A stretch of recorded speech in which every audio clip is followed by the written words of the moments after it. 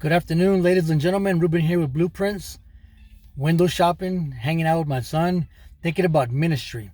And thinking about this, I want to provoke you to thought and begin to think about why you do ministry.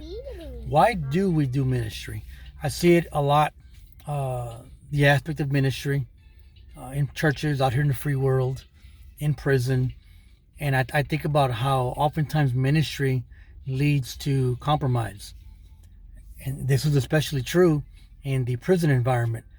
Many volunteers go in, male or female, into the prisons, into a male or female prison, and they go in with perhaps good intentions, the right motives and whatnot. You want to go in and preach the gospel and just, love on these folks because they need the love of God just as much as we do. But oftentimes, compromise occurs, whether it's male or female. And it prompts me to think a lot. Why do we do ministry? Why are we counseling? We're called to have compassion for the homeless, for the weak, for the unfortunate, those who are outcasts in society. We're called to have compassion, right? But what happens when our compassion leads to compromise? I think about this again a lot, especially because I work at a prison and I see compromise galore at every level you can imagine.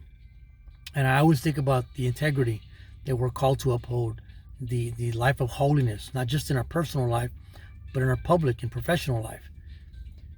And here's my conclusion, and I'll cut this real short so you can get back to your holiday barbecue or whatever you're doing out there. Bottom line is this, folks. When compassion leads to compromise, it means that our intentions aren't rooted in the convictions of Scripture, but in some emotional need that is unmet within us.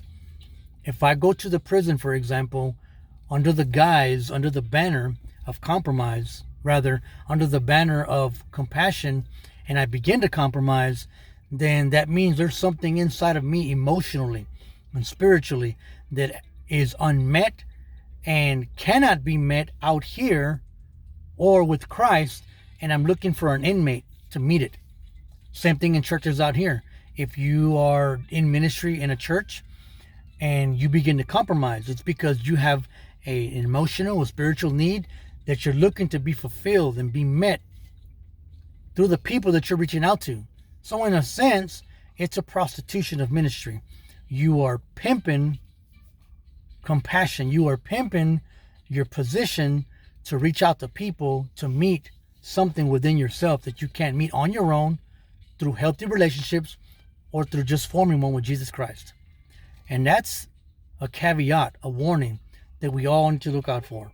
If you're in ministry, you're led by compassion, great. Kudos, 2 thumbs up. But if your compassion begins to lead to compromise and you are compromising things, then you need to rethink why you're really in ministry. Because if it's compromise you're involved in, then your compassion is fake.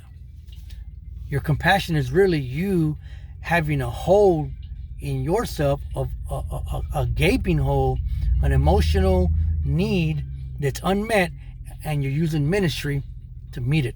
So be careful with that, because you can get in trouble and you can get other people in trouble.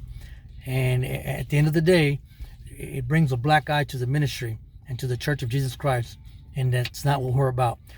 We're here to love on folks and bless them and reach out to them, disciple, evangelize, all that good stuff.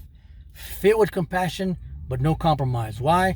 Because we're rooted in the convictions of Scripture. God bless you guys. Have a good day. See you in the next one. Bye-bye.